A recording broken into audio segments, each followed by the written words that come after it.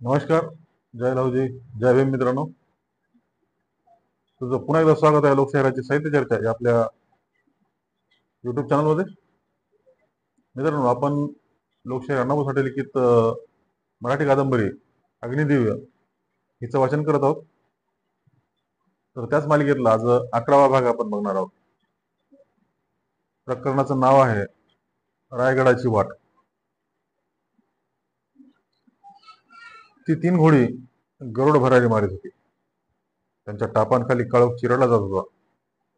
विजापूरची सरहद ओलांडायची त्यांना मोठी घाई झाली होती. एका बाजूला पांडवा आणि दुसऱ्या बाजूला सुभाना, हे दोघं आपापली घोडी दामटीत होती. त्या दोघांच्या मधून चंद्रा आपला घोडा फेकीत होती. आता चंद्रानं पठाणी पोशाख केला होता.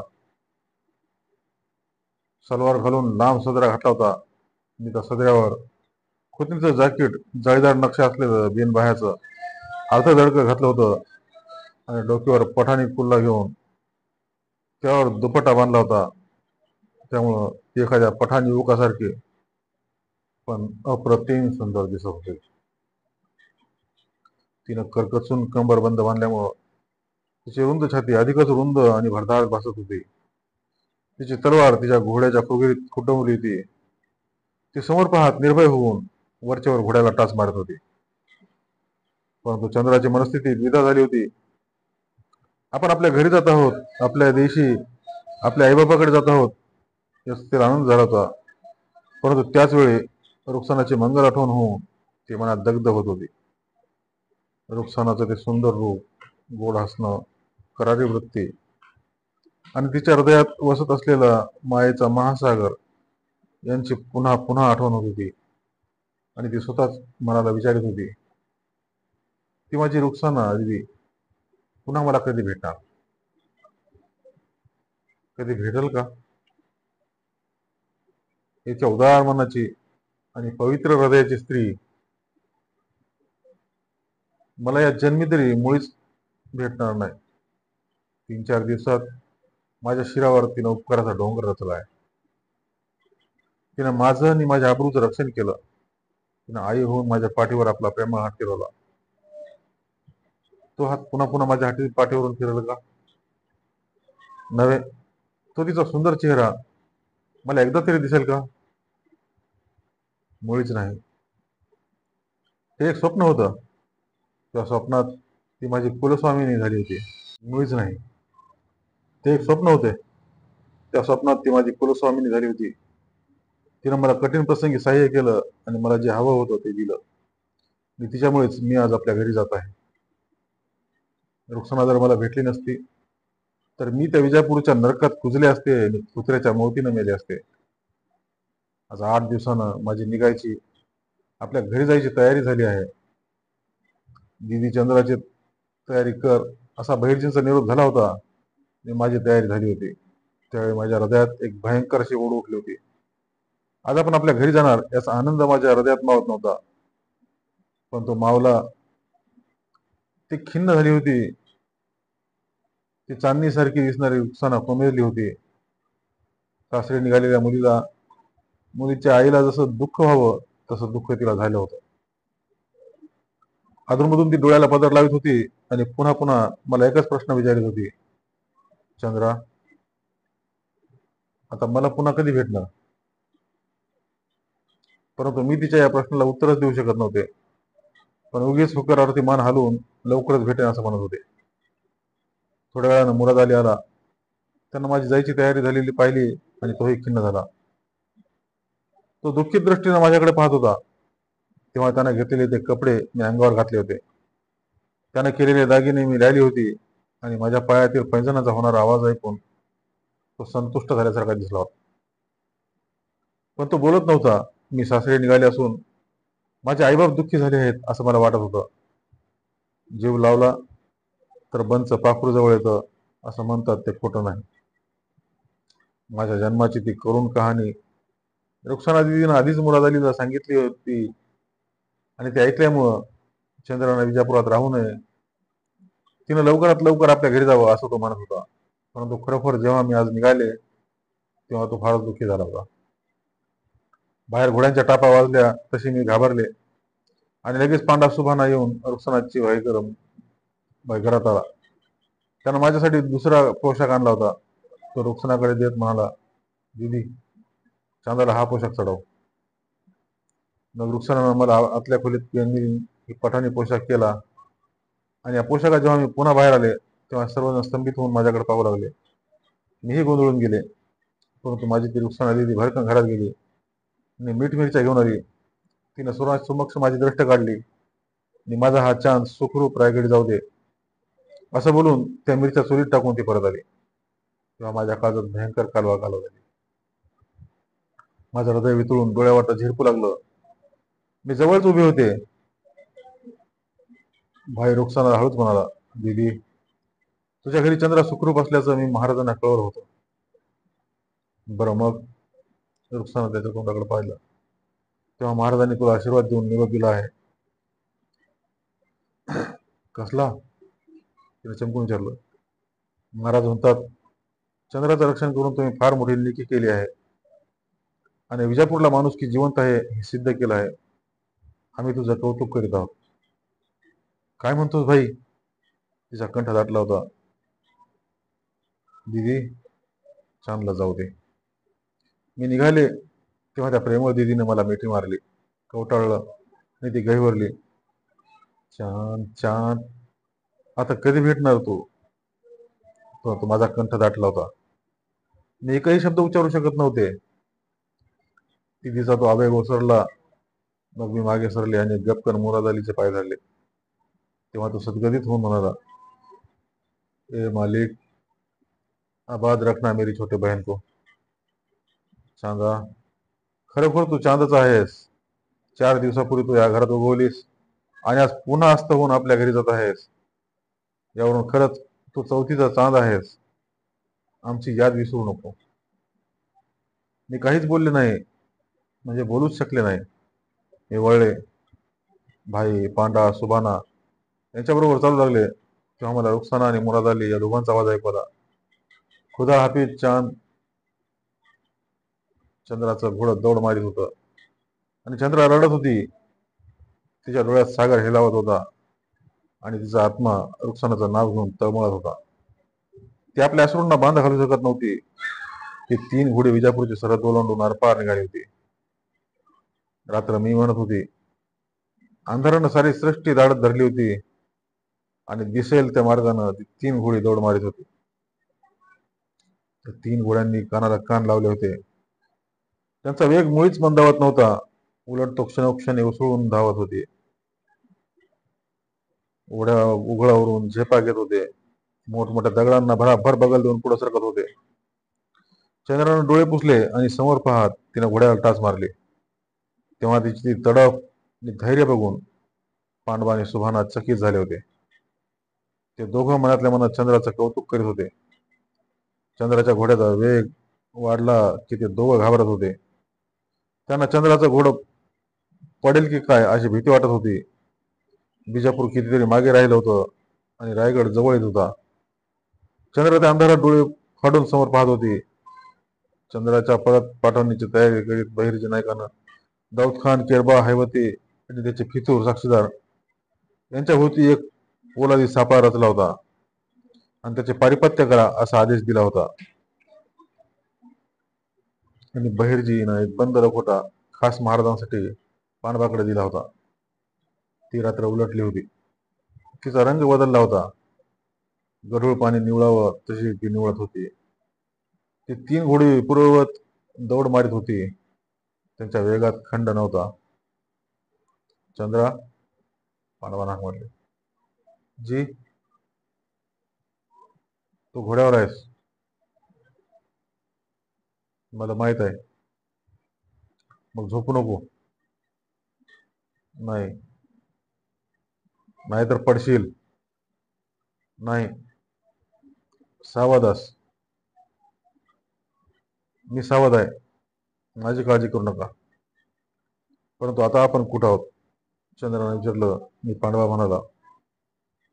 आपण विजापूरची सरहद केव्हाच ओलांडली असून आपण आता आपल्या देशातून दौड मारतोय. आपण रायगडी कधी जाऊ? चंद्रानं पुन्हा प्रश्न केला आणि पांडवा म्हणाला, आता आपल्याला रायगड जायचं कारण नाही, कारण रायगडच आता आपल्याकडे येणार आहे. हे तर ऐकून पांडवा चंद्र हसली आणि जवळच्या एका ओढ्यात कुलभूम सुरू झाली. खेकड्याच्या शिकारीला आलेलं एक कोल्याचं टोळकं घोड्याच्या टायपा ऐकून बावरलं होतं. पण हू हू हू करून सैरावैरा पळ सुटलं. चंद्रा बावरून आजूबाजूला पाहू लागली. ती वाट एका किर्र झाडीतून नागमोडी वळण घेत गेली होती. सर्वत्र भीषण वातावरण पसरलं होतं. ती घोडी जवळ येताच सगळे आपल्या देहाचा चेंडू करून पळ काढीत होते. तरस, कोकरं, लांडगे एकमेकांची शिकार करून दमलेली जनावरं घोडीजवळ येताच भयभीत होऊन दडी मारित होती. हळूहळू ती रात्र निवळू लागली. पहिली पहाट झाली. पूर्वेला नवा तजेला आला. काफरा जागे होऊन जाऊ लागली. पांडवा आकाशात पाहत म्हणाला, चंद्रा, रात सरली. चंद्राने गरकन वळून पूर्वेकडे नजर झुगारली आणि प्रकाशानं फुलारलेली ती पूर्व दिशा पाहून तिला आनंद झाला. मग नकळत एक चमत्कार झाला. अंधारानं प्रकाशात उडी घेतली आणि सूर्योदय झाला. सूर्याची किरण चंद्राच्या पाठीवर उतरली. जणू ती तिची पाठ गुंजारून म्हणत होती, शाबास, अखेर तू आपल्या मायदेशी सुखरूप परत आलीस. आता कसलीच भीती बाळगू नको. दिवस उगवत होता. तो क्षितिजाची चढण चढत होता. दाही दिशा उजळत होत्या. वातावरणात आल्हाद भरला होता आणि उत्साहानं चंद्रा आपला घोडा दामटीत होती. पुढे एक ओढा आडवा आला. त्या ओढ्यावरती 3 घोडी थांबली. तिथं चंद्रा, सुभाना, पांडवा यांनी चुळा भरल्या आणि रुखसानानं बांधून दिलेली भाकरी, कांदे, चटणी, अंडी यांची त्यांनी नेहारी आरंभली. तेव्हा चटणीने भाकरीचा घास घेऊन पांडवानं सुभानाला विचारलं, काय सुभानराव, कशी काय झाली रात्रीची दौड? खरं सांगू, विजापूर सोडताना मला वाटलं होतं ही चंद्रा आज आमच्या गळ्यात एक लोढणा होणार. सुभाना होणार, पण भलतंच झालं. चंद्राच्या त्या घोड दौडीनं माझं काळीज माझ्या गळ्यात आलं होतं आणि मी भ्यालो होतो. पांडवा म्हणाला, मला वाटत होतं चंद्राचा घोडा आता नक्कीच कोसळणार आणि आमची धडपड कुठेतरी फुकट जाणार. मला निराळच वाटत होतं. सुभाना म्हणाला, माझा धीरच सुटत होता आणि वाटत होतं की चंद्राच्या दौडीबरोबर दौड मारणं आपल्यात अंतर येणार आणि लवकरच आपलं घोडं कुठं तरी कोलमडणार. रात्री मोठीच मजल मारली आपण. पांडवा बोलला. मी सुभाना म्हणाला, पांडवा, देवानं मोठी चूक केली आहे. देवानं चूक केली म्हणजे ती कशी काय? पांडवानं विचारलं. चंद्र त्यांचं बोलणं ऐकत होती. सुभाना गंभीरपणे म्हणाला, देवानं चूक केली म्हणजे अशी की जर त्या देवानं या चंद्राला चंद्राबाई ऐवजी चंद्रोजी करून खाली पाठवलं असतं तर आज महाराजांच्या लष्करात एक शिलेदार नक्कीच गाजला असता. बोला, माझा खोटा आहे का? ते ऐकून चंद्राला हसू आलं. पांडवा म्हणाला, तुझं खोटं कधीच नसतं. आता चालूया बरं पुढचं. पुन्हा त्या तिघांची दौड सुरू झाली. सूर्य मावळतीची उतरण उतरत होता. त्याची सोनेरी किरण रायगडाच्या परिसरावर पसरली होती. वातावरणात चैतन्य संचारलं होतं. रायगड शांत उभा होता. चंद्रा, पांडवा, सुभाना यांची ती 3 घोडी रायगडाच्या पहिल्या वळणावर वळून गड चढू लागली. त्याचवेळी पहिली चौकी सावध झाली. त्या चौकीचा मुख्य पहारेदार सदोजी रामोशी आपल्या 7-8 सहकाऱ्यांसह पुढे आला. त्यानं पांडवा आणि सुभाना यांना ओळखलं. राम राम करून हसत म्हणाला, कस काय पांडवा, कुठून आली ही दौड? बरं आहे का? कामगिरीवर गेलो होतो. पांडवानं उत्तर दिलं आणि चंद्राकडे निरखून पाहत सदोजीने विचारलं, पण हे पठाणाचं पोरगं कुठं सापडलं? कुठं सापडली ही शिकार? तुमच्या वाणी चौकीत बसून आम्ही काही माशा मारीत नसतो. सुबाना आयटीत म्हणाला, आम्ही शिकार करीत फिरत असतो आणि ही शिकार आम्हाला खुद्द विजयापुरात सापडली. खरं आहे तुमचं. सदोजी चंद्राकडे दयेच्या दृष्टीने पाहत म्हणाला, हे पोरग कवळ आहे, त्याला मारू विरू नका. छाया आम्ही त्याला हात लावणार नाही. सुबाना गंभीर चेहरा करून म्हणाला, आम्ही गडावर जातात त्या पोराचं लगीनच करून मोकळं होणार आहे. हे ऐकून चंद्रा मोठ्यानं हसली आणि सदोजी बुचकळ्यात पडला. पण चंद्राच्या हसण्यावरून हे पठाणाचं पोरग नसून कुणीतरी बाई आहे एवढं त्याच्या लक्षात आलं. परंतु त्यानं अधिक चौकशी केली नाही. म्हणाला, राम राम, जा आपल्या उद्योगाला. आणि पुन्हा ती 3 घोडी गडाची वळण मागं टाकीत दौड मारू लागली. आणि लवकरच तो मुख्य दरवाजाच्या आतून आत गेली. समोर दिसणाऱ्या महाराजांच्या सदरेत सामसूम होती. दारात एकटा पिलाजीच दिसत होता. नंतर ती 3 घोडी सदरेपासून थोड्याच अंतरावर थांबली. चंद्रा, पांडवा, सुभाना ही घोड्यावर उतरली. खाली उतरता चंद्रानं एका बाजूला बसली. इतक्यात दरवाजात टापांचा खडखडाट झाला आणि महाराज सरनोबत प्रतापराव गुजर हे 25 जवान यांच्यासह मधल्या चौकात आले. परंतु तो पठाण तरुण फक्त उठून उभा राहिला. त्यानं मुजरा केला नाही. त्याचं सर्वांना आश्चर्य वाटलं. सर्वजण त्या पठाण तरुणाकडे पाहू लागले. महाराजांच्या पाठीमागेच खाशाबा उभा होता. महाराजांच्या अनेक विश्वासू चाकरात त्या खाशाबाचा समावेश झाला होता. तो एक महाराजांचा इमानदार शरीररक्षक म्हणून महाराजाबरोबर वावरत होता. जिकडे महाराज जातील तिकडे त्याला जावं लागत होतं. थोड्या दिवसापूर्वी औरंगजेबाचा पुत्र शहाजादा यांना केलेला एक तह औरंगजेबानं मोडतात महाराजांनी उठाव केला होता. प्रथम मोरोपंत पेशवे यांना मोठी फौज देऊन बादशाहच्या मुलगा चढाई केली होती आणि सरनोबत प्रतापराव गुजर अनेक सरदार आणि जुमलेदार यांच्यासह महाराज स्वतः स्वारीवर गेले होते. त्यांनी बुराणपूर मारलं, खानदेश सर केला, खंडणी वसूल केली आणि परत आले. त्यावेळी खाशाबा महाराजांबरोबर होता. महाराज घोड्यावरून उतरून सज्जेत गेले. बरोबरीचे सैनिक पांगले. पांडवा, सुबाना यांनी पुढे जाऊन महाराजांना मुजरे केले. काय पांडवा, काय खबर आणली आहे? महाराजांनी विचारलं.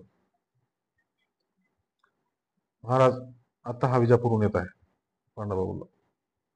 मग सांगा तर विजापूरची खबर, महाराज म्हणाले. काय म्हणतोय आदिलशाह? महाराज, बहिजनेकांनी हा आपणासाठी एक लखोटा दिला आहे. असं बोलून पांडवानं ते पत्र महाराजांपुढे ठेवलं. ते पत्र पंताकडे देऊन महाराजांनी पुन्हा विचारलं, तो पठाण तरुण कोण आहे? तोही खुलासा त्या पत्रावरून होईल. असं उत्तर देऊन पांडवानं मुजरा केला आणि पंत पत्र वाचू लागले. बहिर्जीने आपल्या पत्रात लिहिलं होतं की, महाराज, मी सध्या विजापूर येथे मुक्कामी देऊन बसलो आहे आणि आजच एक मुलगी एक पत्र सोबत देऊन पांडवा आणि सुबाना यांना आपल्याकडे रवाना करीत आहे. अलीकडे विजापूरच्या हिरांनी आपल्या मुलखात फार मोठ्या प्रमाणावर जाळे पसरले आहे आणि त्यांनी आपल्या मराठी मुलखाचा पुष्कळ फितूर इसम आदिलशाही हिरांना फितूर होऊन त्यांनी मोगरीची एक तरुण मुलगी हरणकोण इथं आणली होती. ती मुलगी त्या दिवशी विजापुरात आली. त्या दिवशी सुदैवानं तिची तिच्या इज्जतीसह सुटका झाली. त्या मुलीचं नाव चंद्र असून ती आपला सेवक खाशाबा याची नियोजित वधू आहे. तिची पुढील व्यवस्था आपण करावी. कोण? मोगरी गावचा हैबती आणि आदिलशाह हेराला सामील? महाराज म्हणाले, हा काय प्रकार आहे? स्वकीय परकीय हिरांनी आमच्या मुखात धुमाकूळ घातला आहे. तरुण मुलीची इज्जत बेवारशी झाली आहे आणि आम्ही आपले स्वस्थ बसलो आहोत. ते काय नाही, त्या हैबतीसह सर्व फितुरांनाचा निपात झालाच पाहिजे. सौरनोबत गंभीर झाले. आपल्या जन्मगावी मोगरीतच हा हैबती जन्माला आणि त्यांना शत्रूला फितूर व्हावं याचं त्यांना नवल वाटत होतं. महाराज बोले, पुढे वाचा पत्र.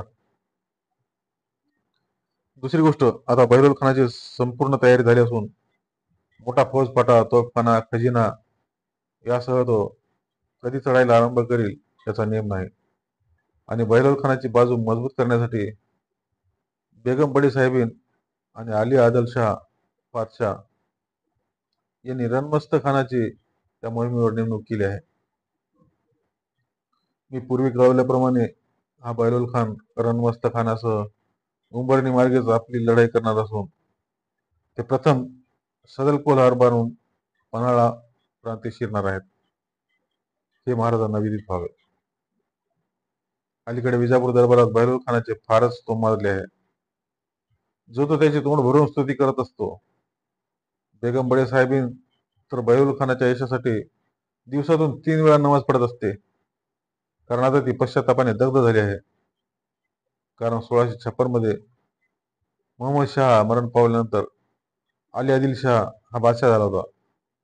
परंतु सर्व कारभार तो साहेबीन किंवा बेगम बडी साहेबीन पाहत होती आणि तिने आताताईपणे खान मोहम्मद, फतेह खान, बहलोल खान पहिला यांचा 2 वर्षातच वध करवला होता. नंतर अफजल खान ठार झाला आणि सिद्दी जोहर, फाजल खान पराभूत झाले. त्यामुळे बडी बेगम साहेबांनी आता अनायास हरली असून तिचे सर्व मदार एकट्या बहलोल खानावर आहे. तो फत्ते व्हावा, त्यानं मराठी राज्य बुडवावं म्हणून देवाला मिन्नत करत होते. आणि बहलोल खान जेव्हा पाहिजे तेव्हा नमाज पडत बसलेला दिसतो. तो आता आप्तांच्या आणि मित्रांच्या गाठीभेटी घेत आणि चढाई करा या काही फरमानांची वाट शाही फरमानाची वाट पाहत आहे. आणि ते शाही फरमान या 2-4 दिवसात निघेल असा माझा कयास आहे. तरी महाराजांनी काय ती तरतूद करावी. हे पत्र वाचून संपताच महाराजांनी चटकन सरनोत प्रतापराव गुजर यांच्याकडे पाहिले. तेव्हा ते गलात हसत म्हणाले, मग आघाडीवर जायचं महाराजांनी. महाराजांचा फरमान त्वरित निघावा. त्यावर महाराज हसले आणि म्हणाले, अरे पांडवा, त्या मुलीस घेऊन या. पांडवांना पळ जाऊन चंद्राला सदरेत आणली. चंद्राला आल्या आल्या महाराज आणि प्रतापराव गुजर यांच्या पायावर मस्तक ठेवलं. त्यावेळी महाराजांनी सरनोबत एकाच वेळी करले, अष्टपुत्र सौभाग्यवती भव. चंद्राच्या डोळ्यातून अश्रूच्या धारा वाहू लागल्या. काय मुली, विजापूर पाहून आलीस? शाब्बास. महाराज बोलता बोलता मध्येच थांबले. आजूबाजूला पाहून पुन्हा म्हणाले, अरे तो खाशाबा कुठं आहे? त्याला बोलवा. तेव्हा पिलाजी धावत गेला आणि खाशाबाला घेऊन आला. खाशाबा मुद्रा करून हुकुमाची वाट पाहू लागला. तेव्हा महाराज पुन्हा म्हणाले, अरे खाशाबा, हा पठाण तरुण चुकून गडावर आला आहे. तेव्हा त्याला घेऊन जा आणि त्याच्या खाण्याचा जेवणाचा बंदोबस्त करा. महाराजांचं ते बोलणं ऐकून सदरीला बसलेले सर्व लोक हसले. खाशाबा गोंधळून गेला आणि चंद्रा लाजली. उशिरानं खाशाबाला खरा प्रकार कळून आला. त्यांना चंद्राला ओळखली आणि ती दोघं सदरीतून निघून गेली. मुक्कामावर जातात चंद्रा स्वतःला आवरू शकली नाही. लोहचुंबकाकडे सुई सरकत जावी तशी ती खाशाबाकडे धावली आणि खपकन त्याच्या हृदयात भिळली. आणि क्षणात त्या 2 हृदयाचा संगम झाला. ती त्याला कवटाळून तशीच उभी राहिली. तिचं हृदय भरून आलं होतं, कंठ दाटला होता आणि तिच्या ओठावर शब्द तरफडत होते. आपणाला जे दुःख झालं, मुगरीपासून विजापूरपर्यंत आपण ज्या मानसिक यातना सहन केल्या, ते सर्व खाशाबाला सांगावे म्हणून तिने जीभ धडपडत होती. परंतु ती एकही शब्द उच्चारू शकत नव्हती. ती रडत होती आणि फक्त ती त्याच्या छातीवर मस्तक आपटत होती. खाशाबाने तिच्या पाठीवरून हात फिरवला. मग तिचे तोंड वर करून तिचे अश्रू पुसले आणि म्हणाला, चंद्रा, शांत हो. खाली बस आणि काय घडलं ते सर्व मला सांग. परवाच तुझे पुढे वडील आले होते. तुला कोणीतरी पळवून नेली एवढंच ते सांगून गेले. चंद्रा खळकन खाली बसली. तिचा तो आवेग ओसरला. हृदय रिकामं झालं आणि मग तिनं मुगरीचा महारवाडा कसा पेटला. आपण अंगणात ती आग पाहत असतानाच हेबतीच्या घरात दबा धरून बसलेल्या विजापूरच्या हिरांनी कशी झडप घातली आणि पळवली. ते वाटेत काय बोलत होते, विजापुरात त्यांनी काय ठरवलं आणि नंतर आपण त्या रुकसानाच्या घराकडे कसा पळ काढला आणि नंतर बहिरच्या नायकानं आपली सुटका कशी केली, ही सर्व हकीकत सांगितली. बर, आता मुळीच घाबरू नकोस, काशा म्हणाला. आता प्रथम आपला हा अवतार बदल, म्हणजे हा पठाणी पोशाख बदलून आपला मराठी अवतार घे बरं. हे ऐकून चंद्र हसली आणि तिनं चटकन आपल्या देहाकडे पाहिलं आणि ती आपल्या कपड्याचं बोचकं घेऊन आपल्या आतील खोलीत गेली आणि कपडे बदलून ते आपलं पुन्हा बाहेर आली. तेव्हा काशाबा उगीच गंभीर चेहरा करून म्हणाला, अरे चंद्रा, तू आणि चुकून गडावर आलेला महाराजांसोबत माझ्या ताब्यात दिलेला पठाण, तो पठाण तर कुठे आहे? तो तो विजापूरला परत गेला. असं बोलून चंद्र हसले आणि म्हणाले, आता त्याची काय गरज आहे? बाकी चंद्रा, तू काही म्हण, तो पठाण तर तुझ्यापेक्षा फारच देखणा दिसत होता. अशा बोलला आणि चंद्रा म्हणाले, असं काय? थांबा, मी त्यालाच घेऊन येते. ती उठली आणि आतली खोडी काढली. खाशाबाने तिचा हात धरून तिला पुन्हा खाली बसवली आणि म्हणाला, चंद्रा, गरीब होता तो, जाऊ दे त्याला आपल्या घरी. आता तूच बरी आहेस. चंद्रा पुन्हा हसली आणि खाली बसली. तिला आपल्या वडिलांची, जिजाबाची आठवण होऊन ती म्हणाली, बाबा इथून येऊन काय म्हणाले आणि काय करीत आहेत? माझी चंद्रा पळवली, तिला वाचवा, तिला परत आणा, एवढंच ते बोलत होते. अशा म्हणाला. आणि त्यांनी अन्न पाणी सोडलं आहे आणि त्यांच्या पायाला क्षणाचीही विश्रांती नाही. ते ऐकून चंद्रा दुःखी झाली.